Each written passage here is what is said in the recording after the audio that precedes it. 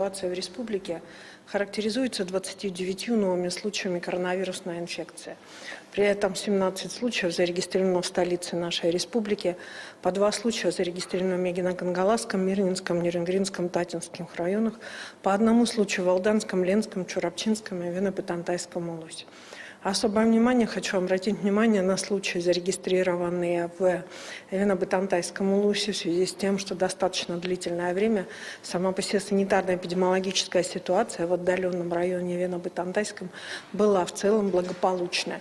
В связи с чем еще раз обращаю всех руководителей оперативных штабов и граждан, что передвижение между районами и, соответственно, возможность проведения различного рода мероприятий, связанная с большим количеством людей, должна быть ограничена, исходя в том числе из чувства собственной безопасности эпидемиологии.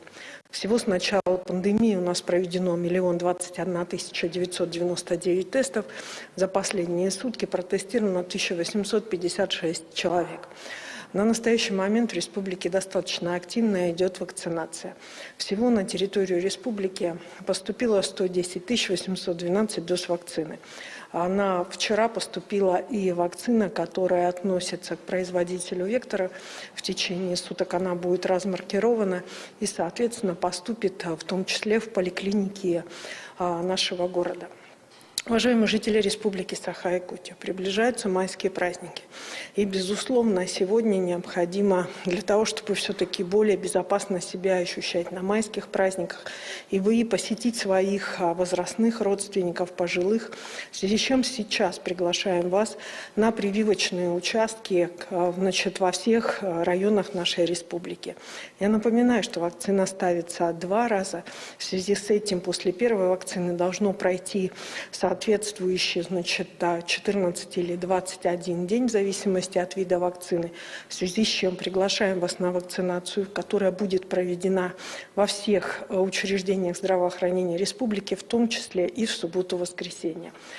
Ранняя вакцинация именно в эти ближайшие 3 дня позволит вам в конце месяца пройти 2-ю дозу вакцинации, в связи с чем более спокойно встретить в семейном кругу и первомайские праздники.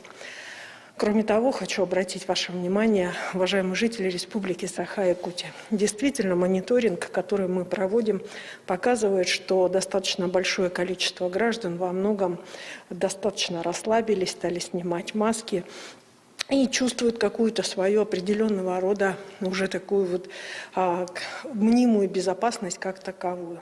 Вирус циркулирует, вирус находится в популяции, поэтому большая просьба очень четко понимать, что мы можем с вами, более молодые, легче переносить заболевания.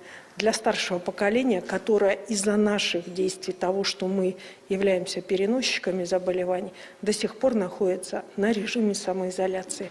Поэтому давайте все вместе, соответственно, противостоять коронавирусу, начиная от того, чтобы пройти и вакцинирование, которое будет в том числе, еще раз напоминаю, в субботу-воскресенье во всех наших прививочных пунктах на территории республики.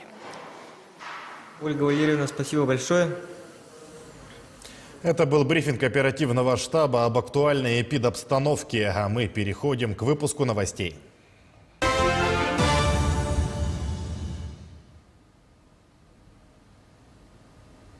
В эфире новости, в студии Сергей Михедов. Здравствуйте, коротко о темах выпуска.